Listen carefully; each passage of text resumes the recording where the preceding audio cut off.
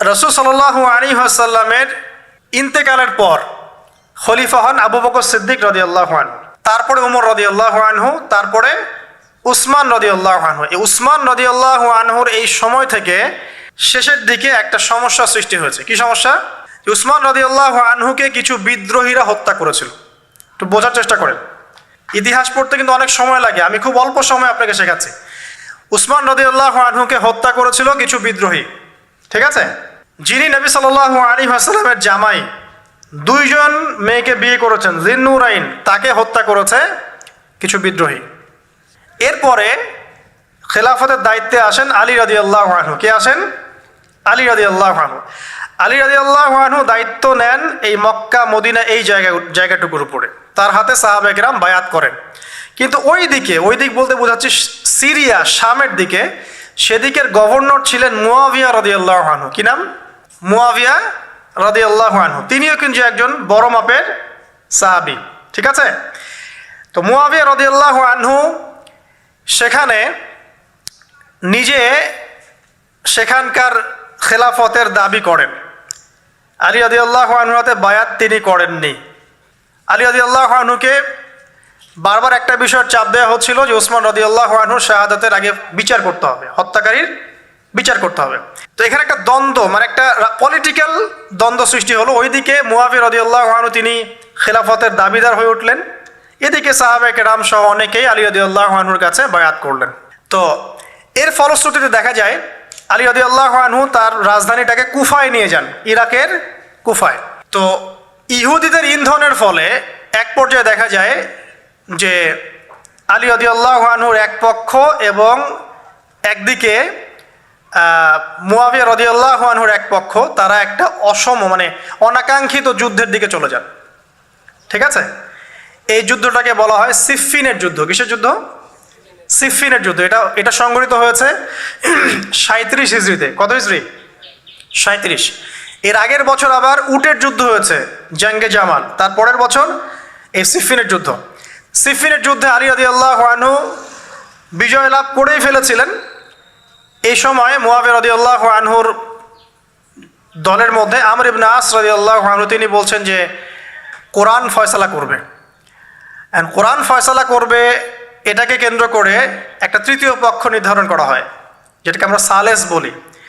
যে মুয়াবিয়া রাদিয়াল্লাহু আনহুর পক্ষে একজন, তার নাম আমর ইবনে আস রাদিয়াল্লাহু আনহু, এবং আলী রাদিয়াল্লাহু আনহুর পক্ষে একজন, তার নাম হচ্ছে আবু মুসা আশআরী রাদিয়াল্লাহু আনহু। তারা গিয়ে একটা তৃতীয় পক্ষ করে মীমাংসা করতে চাচ্ছেন যে আমরা কেউ যুদ্ধ চাই না, আমরা ভাই ভাই, আমরা সবাই মুসলিম উম্মার ঐক্যের খাতিরে এখানে একটা সলিউশনে আসবো। তো সলিউশনে একটা আশা হচ্ছিল যে ঠিক আছে, উভয়েই পদত্যাগ করবে, নতুন খলিফা নেওয়া হবে, ঠিক আছে? তো এরকম একটা কথা চলছিল। কিন্তু মুয়াবিয়া রাদিয়াল্লাহু আনহু তিনি তার যে মানে দাবি, এটা ছাড়তে চাচ্ছেন না। এইদিকে আলী রাদিয়াল্লাহু আনহু দলের মধ্যে কিছু মানুষ, প্রায় 12,000, তারা এই দল থেকে বের হয়ে গেল যে আমরা আলীকেও মানি না রাদিয়াল্লাহু আনহু, মুয়াবিয়াকেও মানি না রাদিয়াল্লাহু আনহু, এই আমর ইবনে আসকেও মানি না রাদিয়াল্লাহু আনহু, এবং এই আবু মুসা আশআরী তাকেও মানি না, আমরা কাউকেই মানি না। এবং এদেরকে বলা হয় খারেজি। কি বলা হয়? খারেজি। তারা এইখান থেকে দল থেকে বের হয়ে গেলেন। শুধু তাই না, তারা ফতোয়াও দিল যে আলী এবং মুয়াবিয়া এবং আমর ইবনে আস, আবু মুসা আশআরী সবাই কাফের, নাউজুবিল্লাহ। কারণ কি? কারণ হচ্ছে তারা আল্লাহর বিধান দ্বারা বিচার ফয়সালা করছে না, মানুষের মত তারা গ্রহণ করছে। মানে ওদের উদ্ভট যুক্তি আর কি, তারা আল্লাহর কিতাব দিয়ে ফয়সালা করছে না, বরং মানুষের রায় গ্রহণ করছে। এটা একটা খোরা যুক্তি ছিল। তো আলী রাদিয়াল্লাহু আনহু এদেরকে দমন করলেন। নহরওয়ান নামক জায়গায় তাদের সাথে যুদ্ধ হলো, এবং এই যুদ্ধে আলী রাদিয়াল্লাহু আনহু জয়লাভ করলেন। সিফফিনের যুদ্ধটা হয়ে গেল। এখন দেখেন দুইটা পক্ষ পাচ্ছেন আপনি এখানে, আলী রাদিয়াল্লাহু আনহু একটা পক্ষ, একটা কার? মুয়াবিয়া রাদিয়াল্লাহু আনহুর পক্ষ। এখন এই যে খারেজিরা বের হয়ে গেল, এখন তো দেখা যায় যে কিছু কিছু শব্দ বললে মানুষ খারেজি ট্যাগ দিয়ে দেয় না? দেখেন এই খারেজি আকিদার সাথে কিন্তু আসলে পলিটিক্যাল সমালোচনার কোনো সম্পর্ক নেই। যদি খারেজি আকিদার সাথে পলিটিক্যাল সমালোচনার সম্পর্ক থাকতো তাহলে তো মুয়াবিয়া রাদিয়াল্লাহু আনহু এবং তার অনুসারীদেরকেও খারেজি বলতো। আলী রাদিয়াল্লাহু আনহুর খেলাফত এটা মানছেন না, কথা বুঝতে পারছেন? পলিটিক্যাল দ্বন্দ্বের সাথে, পলিটিক্যাল সমালোচনার সাথে কিন্তু খারেজি বা খাওয়ারিজম মতবাদটা আসলে জড়িত না। এটা কার সাথে জড়িত? ওই যে একদিন বলেছিলাম, খারেজিরা মনে করে কবিরা গুনাহ করলে কোনো ব্যক্তি কি হয়ে যায়? কাফের হয়ে যায়। খারেজিদের আকীদা হচ্ছে কবিরা গুনাহ করলে কোনো ব্যক্তি কাফের হয়ে যায়। এই আকীদাটার নাম খারেজি আকীদা। এটা কি বাংলাদেশে মুসলিমরা লালন করে? কোনো আলেম, কোনো বক্তা, কোনো মুফাসসির, কোনো মুহাদ্দিস আপনাদেরকে বলছে কখনো এই দেশের মাটিতে যে কবিরা গুনাহ করেছে এরা এদেরকে মেরে ফেলো? বলেছে? কিন্তু আপনি কিছু হক কথা বললে আপনাকে ট্যাগটা খেতে হয়। তা আসলে এই যারা এই ধরনের মানে ওই যে বলেছে একদিন খারেজি ম্যানুফ্যাকচার্ড কোম্পানির সাথে সদস্য, এরা ভাঙাচোরা ইস্যু পেলেই কাউকে খারেজি ট্যাগ দিয়ে দেয়। আসলে মূল বিষয় এরা নিজেরাই খারিজ হয়ে যাচ্ছে দিন দিন, অন্যকে খারিজ করতে করতে নিজেরাই খারিজ হয়ে যাচ্ছে। এখানে দেখেন মুআবিয়া রাদিয়াল্লাহু আনহু এক পক্ষে, আলী রাদিয়াল্লাহু আনহু আর এক পক্ষে, ব্যাটেল, যুদ্ধ হয়ে গেল, সিফিনের যুদ্ধ হয়ে গেল, 3 দিন যুদ্ধ হয়েছে। ওই যুদ্ধে কি মানুষ মারা যায় নাই? মারা যায় নাই? মারা গেছে। তো আলী রাদিয়াল্লাহু আনহু তো বলেননি যে ওরা খারেজি।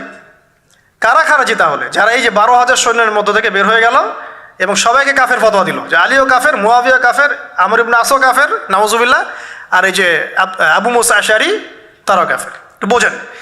এরপর তারা যখন বের হয়ে গেল, আলী রাদিয়াল্লাহু আনহু তাদেরকে হত্যা করলেন, তাদের সাথে যুদ্ধ করলেন। কিন্তু এদের কিছু কিছু মানুষ বেঁচে ছিল। এরা একটা প্ল্যান করলো। কি প্ল্যান করলো? যে আমরা চোরাগুপ্তা হামলা চালিয়ে এই 4 জনের সবাইকে হত্যা করে ফেলবো। কথা বুঝতে পারছেন? 4 জন একই দিনে প্ল্যান করলো। রমজান মাসের 17 তারিখ। কত তারিখ? রমজান মাসের 17 তারিখ। ওইটা সম্ভবত 40 হিজরি। কত হিজরি? সিফিনের যুদ্ধ হচ্ছে 37 হিজরিতে, এটা হচ্ছে কত হিজরি? 40, 3 বছর পর এরা প্ল্যান করলো।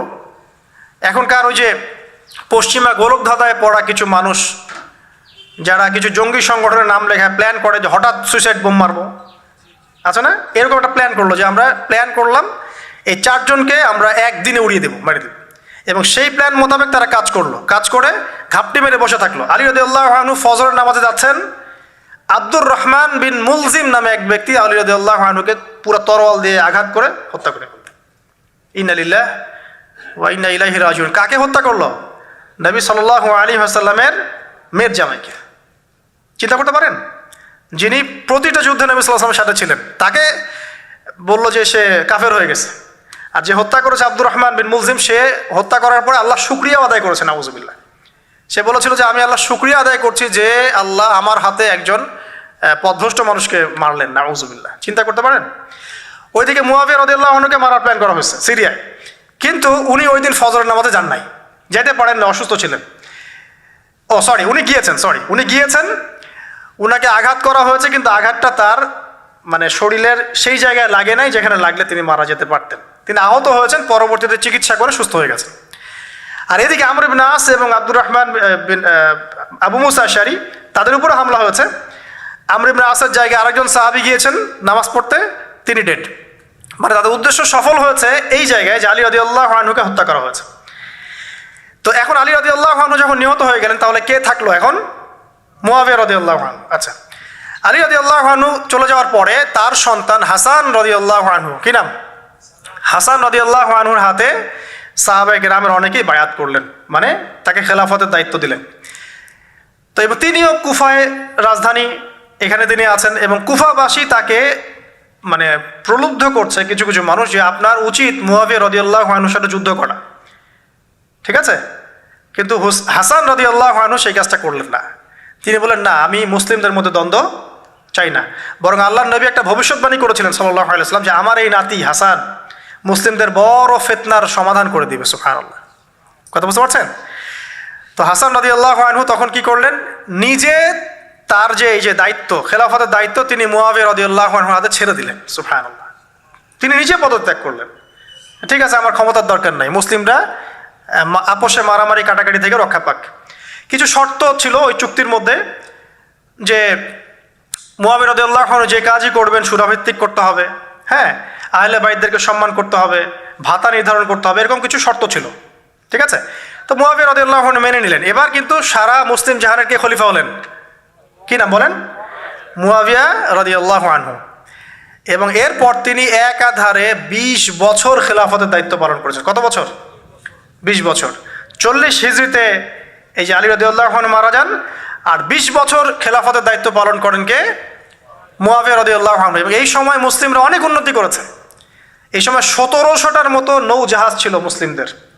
সাইপ্রাস দ্বীপ থেকে শুরু করে পর্তুগাল থেকে শুরু করে চায়না, এদিকে আফ্রিকা থেকে শুরু করে পুরাই যে ভারতবর্ষ সবই মুসলিমদের।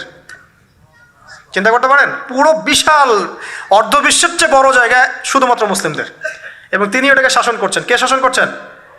মুয়াবিয়া রাদিয়াল্লাহু আনহু। ঠিক আছে, এবার টার্নিং পয়েন্ট। এবার মুয়াবিয়া রাদিয়াল্লাহু আনহু ইন্তেকাল করলেন 60 হিজরিতে। ঠিক আছে, আর এদিকে হাসান রাদিয়াল্লাহু আনহু ইন্তেকাল করেছিলেন 49 হিজরিতে। ইন্তেকালের সময় তিনি তার পরবর্তী দায়িত্বশীল নির্ধারণ করে গেলেন বা নিয়োগ করে গেলেন তার পুত্র ইয়েজিদকে। কাকে? ইয়েজিদকে। এই জায়গাটাতে সাহাবায়ে কেরাম রাদিয়াল্লাহু আনহুমের অনেকেই মানেন নাই, কারণ তখন তার চেয়েও যোগ্য মানুষ সমাজে ছিল। ঠিক আছে, তখন আব্দুল্লাহ বিন ওমর বেঁচে আছেন, আব্দুল্লাহ বিন আব্বাস বেঁচে আছেন, আব্দুল্লাহ বিন জুবায়ের রাদিয়াল্লাহু আনহু, বড় বড় জলিল কাদির সাহাবী, তারা কিন্তু তখন বেঁচে আছেন। কিন্তু কি করলেন মুয়াবিয়া রাদিয়াল্লাহু আনহু, আল্লাহ তাকে জান্নাতবাসী করুন, তিনি তার ছেলে ইয়েজিদকে শাসন ক্ষমতা দিয়ে গেলেন। এই যে শুরু হলো বাবার পরে ছেলে, বুঝতে পারছেন, রাজতন্ত্র শুরু হলো। এবার সাহাবায়ে কেরামদের মধ্যে অনেকেই এটা মানতে চাচ্ছেন না। যারা মানতে চাচ্ছেন না তাদের মধ্যে আছেন আব্দুল্লাহ বিন ওমর রাদিয়াল্লাহু আনহুর ছেলে, আছেন আব্দুল্লাহ বিন আব্বাস রাইসুল মুফাসসিরিন, আছেন আব্দুল্লাহ বিন জুবায়ের বিন আওয়াম রাদিয়াল্লাহু আনহুর ছেলে, এরকম বড় বড় সাহাবী, এবং তারা মক্কা মদিনায়। তো আচ্ছা, এখন এই সাহাবীদেরকে কি আমরা খারিজি বলবো? তারা যে পলিটিক্যালি তাকে সমর্থন করছেন না, পলিটিক্যালি কোনো গভর্নমেন্টের সমর্থন না করলেই খারিজি হয়ে যায়? যদি কেউ বলে আরব বিশ্বের সব যত নেতা আছে এদের মধ্যে অনেকেই ইসরায়েলের সাথে আতাত করেছে, সে কি খারিজি হয়ে যাবে? এই সমালোচনার সাথে খাওয়ারিজমের কোনো সম্পর্ক আছে? যদি কেউ বলে যে পশ্চিমাদের অস্ত্রশস্ত্র নিয়ে মুসলিমরা ইয়েমেনে হামলা করছে, এটা বললে সে খারিজি হয়ে যাবে? যদি কেউ বলে যে মধ্যপ্রাচ্যের কান্ট্রির কিছু নেতা তারা পশ্চিমাদের সাথে চুক্তি করেছে পেট্রো ডলার মনিটরিং সিস্টেম, সে কি খারিজি হয়ে যাবে? যদি কেউ বলে জায়নিস্টদের সাথে আতাত করে অনেক মুসলিম কান্ট্রি চলছে, তাহলে কি মিডল ইস্টের সমালোচনা করার কারণে একজন ব্যক্তি খারিজি হয়ে যাবে? খারিজি ম্যানুফ্যাকচার্ড কোম্পানি বাংলাদেশে তারা এই সংজ্ঞাই শিখায়, পলিটিক্যাল বিরোধিতা করলে আপনি খারিজি হয়ে যাবেন। অথচ এখানে দেখেন সাহাবায়ে কেরাম রাদিয়াল্লাহু আনহু মানছেন না ইয়াজিদকে। এবার ইয়াজিদ কি করলো দেখেন। এবার ইয়াজিদ প্রথমত সাহাবীদেরকে কনভিন্স করার চেষ্টা করলেন। তিনি ওখান থেকে তার দূত পাঠালেন, দূত এসে মক্কা মদিনায় বোঝালেন যে আপনারা মেনে নেন, ভালো হবে, ইত্যাদি ইত্যাদি। আব্দুল্লাহ বিন ওমর রাদিয়াল্লাহু আনহু বলেন ঠিক আছে মেনে নিলাম, আব্দুল্লাহ বিন আব্বাস রাদিয়াল্লাহু আনহু বলেন ঠিক আছে মেনে নিলাম। কিন্তু আব্দুল্লাহ বিন জুবায়ের রাদিয়াল্লাহু আনহু মানলেন না। তিনি মানছেন না, আমি কিছুতেই মানি না, তার সে খেলাফতের যোগ্য না, এর চেয়ে অনেক বড় বড় যোগ্য মানুষ আছে, আমি মানছি না। বরং তিনি এখান থেকে সরে আসলেন। এবার ইমাম হুসাইন রাদিয়াল্লাহু আনহু, যার কথা প্রশ্ন করেছেন, লম্বা উত্তর দিচ্ছি। ইমাম হুসাইন রাদিয়াল্লাহু আনহুর হাতে অনেকে বায়াত করতে চাইল যে আপনি যোগ্য খেলাফতের, ইয়াজিদ যোগ্য না, কে যোগ্য? আপনি যোগ্য। এবং তার হাতে কুফাবাসী বায়াত করতে চাচ্ছে, তাকে ডাকছে আপনি মক্কা থেকে চলে আসেন কুফায়। কুফা কোথায়? ইরাকে। আপনি মক্কা থেকে কুফায় চলে আসেন, আমরা আপনার হাতে বায়াত করব। এবার হুসাইন রাদিয়াল্লাহু আনহু সপরিবারে, তার পরিবার আহলে বাইত সবাই নবীর পরিবারের সদস্য, চিন্তা করেন, নবীর পরিবারের প্রায় 80 জন সদস্য, কতজন? তারা এই যে বের হলেন, যাচ্ছেন কোথায়? কুফায়। এবার ওই ইয়াজিদের নিয়োজিত যে গভর্নর ছিল ইরাকের কুফায়, তার নাম আব্দুল্লাহ বিন জিয়াদ। কি নাম? আব্দুল্লাহ বিন জিয়াদ। আব্দুল্লাহ বিন জিয়াদ সে একটা সেনাবাহিনী পাঠালো। সেনাবাহিনীতে সদস্য ছিল 4000। কতজন? 4000। এই 4000 সেনাবাহিনী নিয়ে আব্দুল্লাহ বিন জিয়াদের যে কমান্ডার, তার নাম সম্ভবত আমের বিন, প্রথমে আমের বা ওমর আছে, উমর বিন সাদ বা এরকম কিছু একটা, সে আহলে বাইতদেরকে ঘিরে ফেললো। কাকে ঘিরে ফেললো? ইমাম হুসাইন রাদিয়াল্লাহু আনহু, তার ছোট ছোট বাচ্চা কাচ্চা, তার স্ত্রী সন্তান এবং আহলে বাইতের সদস্য যারা। আহলে বাইত মানে বোঝেন তো, নবীর পরিবারের সদস্য। এবার হুসাইন রাদিয়াল্লাহু আনহু যুদ্ধ চাচ্ছেন না, তিনি যুদ্ধ চাচ্ছেন না। তিনি বলছেন যে আমাকে 3টার যে কোনো একটা পথ বেছে নিতে দাও, আমি তোমাদের সাথে যুদ্ধ করতে চাই না। 1 নাম্বার, আমাকে সরাসরি ইয়াজিদের সাথে সাক্ষাৎ করতে দাও, আমি ওর সাথে কথা বলে সলভ করব প্রবলেম কি। 2 নাম্বার, আমাকে পথ ছেড়ে দাও, আমি চলে যাই কোনো সীমান্তবর্তী এলাকায়, সেখানে কাফেরদের সাথে যুদ্ধ করব, জিহাদ করব, সেখানে মারা যাবো, শহীদ হবো। অথবা আমাকে নিরাপদে আমাকে মদিনায় ফেরত পাঠাও। তার তিনটা যুক্তি কি যৌক্তিক ছিল না? তিনি কে? নবী সাল্লাল্লাহু আলাইহি ওয়াসাল্লামের নাতি, যাকে কোলে নিয়ে নবী সাল্লাল্লাহু আলাইহি ওয়াসাল্লাম অনেক সময় খুতবা দিয়েছেন, নামাজ পড়েছেন, চুমু খেয়েছেন। ফাতিমা রাদিয়াল্লাহু আনহার নয়নমণি, চিন্তা করতে পারেন? এবং যিনি জান্নাতের যুবকদের সর্দার হবেন। কিন্তু এই যে আব্দুল্লাহ বিন জিয়াদের যে সেনাবাহিনী হুসাইন রাদিয়াল্লাহু আনহুর আর্তনাদ শুনল না। 4000 সৈন্য মিলে 80 জনকে কেটে টুকরা টুকরা করে ফেলেছে। একজন শুধু বেঁচে ছিল, তার নাম জয়নুল আবেদিন। কি নাম? জয়নুল আবেদিন। তিনি একজন বেঁচে ছিলেন, বাকি সবাইকে হত্যা করা হয়েছে। 79 জন আহলে বাইতের সদস্যকে হত্যা করা হয়েছে। খারেজি ম্যানুফ্যাকচার কোম্পানি কিন্তু এদেরকে খারেজি বলছে না, যারা হুসেন রাদিয়াল্লাহু আনহুকে হত্যা করেছে। আপনি মিডল ইস্টের সমালোচনা করলে খারিজি হয়ে যাবে, ওদের শেকড়টা চিনেন এখনো। অথচ ওরাই কিন্তু ব্রিটেনের সাথে হাত মিলিয়ে তুর্কিদের বিরুদ্ধে বিদ্রোহ করে ক্ষমতা দখল করেছে, জানেন?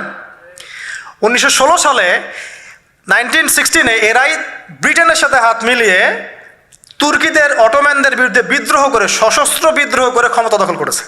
ওরা খারাজি হয়ে যায়নি। পড়লে জানবেন সত্য কি জিনিস। এবার আসেন মূল পয়েন্টে আসি। এবার যে হত্যা করেছে ইমাম হুসাইন রাদিয়াল্লাহু আনহুকে, সে বর্ষার আগা বোঝেন তো, বর্ষার মাথায় হুসাইন রাদিয়াল্লাহু আনহুর মস্তক উঠিয়ে ধরে এটাকে নিয়ে ইয়েজিদের কাছে গিয়েছেন। আউযুবিল্লাহ। চিন্তা করতে পারেন? ইয়েজিদ যদিও বা এটার আদেশ কিন্তু করে নাই, সে ওই মস্তক দেখে আটকে উঠেছিল। এটা তুমি কি করছো? আমি তো এটা করতে তোমাকে বলি নাই, কিন্তু ওবায়দুল্লাহ বিন জিয়াদ এই কাজটা করেছে। এখানে আমরা ইয়েজিদকে নিষ্পাপ বলতে পারি না, বিকজ একজন শাসকের আন্ডারে যখন কোনো ক্রাইম হবে, এর একটা দায়ভার তো তার উপর পড়বেই। যদি এটা মেনে নেই যে সেখানে টেকনোলজি ছিল না, অনেক দূরের পথ, খবর পাওয়া যায় নাই, সেটা অন্য ইস্যু হতে পারে। কিন্তু পরের ঘটনাগুলো আমাদেরকে অন্যদিকে নিয়ে যাবে। মনে রাখেন, এই ঘটনাটা হৃদয় বিদারক। এটা হচ্ছে এই 10ই মুহররমের একটা হৃদয় বিদারক ঘটনা। এটা ঘটেছে কত সালে? 62 হিজরিতে। কত হিজরিতে? 62 হিজরিতে, 62 বা 61 আর কি। তো দেখেন, নবী সাল্লাল্লাহু আলাইহি ওয়াসাল্লামের ইন্তেকালের 50 বছর পরে এই কারবালার ঘটনা, এই ঘটনাটা কাকতালীয়ভাবে 10ই মুহররমে ঘটে গেছে। তা আমরা মনে করি যে এটার স্মরণে আমরা আজকের সওম রাখি, আসলে এটার স্মরণে নয়, ওই নাজাতে মূসার স্মরণে রাখতে হবে। ঠিক আছে, এবার শেষ করি আমি। এই ঘটনার পরিপ্রেক্ষিতে ইয়েজিদের বিরুদ্ধে মক্কা মদিনার প্রায় সব মানুষ প্রচণ্ড ক্ষেপে গেল। স্বাভাবিক, আহলে বাইতের সদস্যদেরকে আপনার আন্ডারে হত্যা করা হতে পারে, এটা কী ধরনের কথা? এবার আর সাহাবায়ে কেরাম কিছুতেই তার শাসনটা মানছেন না। স্বাভাবিক না? স্বাভাবিক। এবার ইয়েজিদ কি করলো? আমি এই জায়গায় বলি যে সে যদি ওই ভুল থেকে শিক্ষা নিত, সে যদি এই ভুলটা থেকে শিক্ষা নিত, পরের কাজগুলো সে করতো না কখনোই। সে ভুলটা থেকে শিক্ষা নেয়নি, বরং সে 63 হিজরিতে, ঠিক তার পরের বছর বা 2 বছর পর, যদি 61 হিজরি ধরি, এটা 63 হিজরি, 2 বছর পর সে আরেকটা টিম পাঠালো মদিনায়, মদিনার মানুষদেরকে কনভিন্স করার জন্য যে আমার আনুগত্য করতেই হবে। এবার মদিনার মানুষ যারা ছিল, এরা কিছুতেই তার আনুগত্য মানল না। এবার সে যাকে পাঠিয়েছে তার নাম মুসলিম বিন উকবা। মুসলিম বিন উকবাকে তিনি পাঠালেন, মদিনাবাসীকে কন্ট্রোল করো, তারা তো আমার নিয়ন্ত্রণের বাইরে। এবার মদিনাবাসী তার কথা শুনছে না, তার কথা মানছেও না। তো 61 হিজরির এই হৃদয় বিদারক ঘটনার পরে 2 বছর পরে 63 হিজরিতে ইয়াজিদ পাঠালেন মুসলিম বিন উকবাকে প্রায় 10,000 সৈন্য দিয়ে। কত হাজার? প্রায় 10,000 সৈন্য দিয়ে পাঠালেন মদিনাবাসীকে কন্ট্রোল করার জন্য। তো কারবালা ঘটনা বুঝলেন, এই 61 হিজরিতে এই কারবালা ঘটনা ঘটে, যেটা স্মরণে অনেকে রোজা রেখে থাকে সমাজে। আসলে এটা স্মরণে নয়, নাজাতে মূসার স্মরণে রাখতে হবে ইনশাআল্লাহ তাআলা। আল্লাহ পাক তৌফিক দান করুন, আমিন। এরপর মদিনাবাসী আর মক্কাবাসী এই যে ইয়াজিদের বিরুদ্ধে খেপে গেল, তার কিছুতে তার আনুগত্য মানবে না, কিন্তু ইয়াজিদ চাপ প্রয়োগ করতে লাগলো। এক পর্যায়ে সেই যে মুসলিম বিন উকবাকে পাঠালো 10,000 সৈন্য দিয়ে মদিনায়। 3 দিন সে মদিনা অবরোধ করে রাখলো, সবাইকে বলল যে ইয়াজিদের আনুগত্য করতে হবে, অন্যথায় তোমাদের উপর হামলা করা হবে। নবীর শহরে মুসলিম বিন উকবার নেতৃত্বে পিছনে ইয়াজিদ ছিল। ইয়াজিদের শাসনামলে মুসলিম বিন উকবার নেতৃত্বে 63 হিজরিতে 3 দিন মদিনায় ম্যাসাকার চালানো হয়েছে। মদিনার মানুষকে হত্যা করা হয়েছে, মদিনার মানুষ সাহসিকতার সাথে যুদ্ধ করেছে, ডিফেন্ড করেছে, তাদেরকে হত্যা করা হয়েছে, মদিনা লুটপাট করা হয়েছে, ধ্বংসযজ্ঞ চালানো হয়েছে, হাজার হাজার মানুষ মারা গেছে। এখন আমাকে বলেন, এই যে মদিনার যে মানুষগুলো এই মুসলিম বিন উকবার সেনাবাহিনীর বিরুদ্ধে দাঁড়িয়েছিল, এরা কি খারেজি ছিল? ওরা যে শাসকের বিরুদ্ধে যুদ্ধ করলো, উত্তর দেন। এই খারেজি ম্যানুফ্যাকচার কোম্পানিকে বলেন, উত্তর দিতে বলেন। মুসলিম বিন উকবার নেতৃত্বে যে বাহিনী মদিনা আক্রমণ করলো আর মদিনাবাসী যে বীরত্বের সাথে ডিফেন্ড করলো, এখন কি মদিনার সব মানুষ খারেজি হয়ে গিয়েছিল? পলিটিক্যাল দ্বন্দ্বের সাথে খাওয়ারিজমের কোনো সম্পর্ক আছে? মানুষকে কি বোঝায়? শুধু তাই না, এই সময়ে মক্কায় আব্দুল্লাহ বিন জিয়াদ রাদিয়াল্লাহু আনহু তিনিও তার বলয় গড়ে তুলেছেন, তার হাতে মানুষ বায়াত শুরু করেছে। আর ইয়াজিদকে মানুষ মানছে না, বলছে আব্দুল্লাহ বিন জুবাইর তার হাতে আমরা খেলাফতের বায়াত করব। বহু মানুষ আব্দুল্লাহ বিন জুবাইর রাদিয়াল্লাহু আনহুর হাতে বায়াত করা শুরু করলেন এবং ইয়াজিদ এবার মদিনায় ধ্বংসযজ্ঞ চালানোর পর ঠিক ওই বছরেই, সেম বছরেই আরেকজন ব্যক্তি আছেন হুসাইন বিন নুমায়ের, তাকে কিছু সেনাবাহিনী দিয়ে পাঠালেন মক্কা আক্রমণ করতে। হুসাইন বিন নুমায়ের সেনাবাহিনী নিয়ে মক্কা আক্রমণ করলো। মক্কার কাবা ঘরের গিলাফে হামলা করা হয়েছে, মিনজানিক ছোড়া হয়েছে এবং মক্কাকে অবরোধ করে রাখা হয়েছে।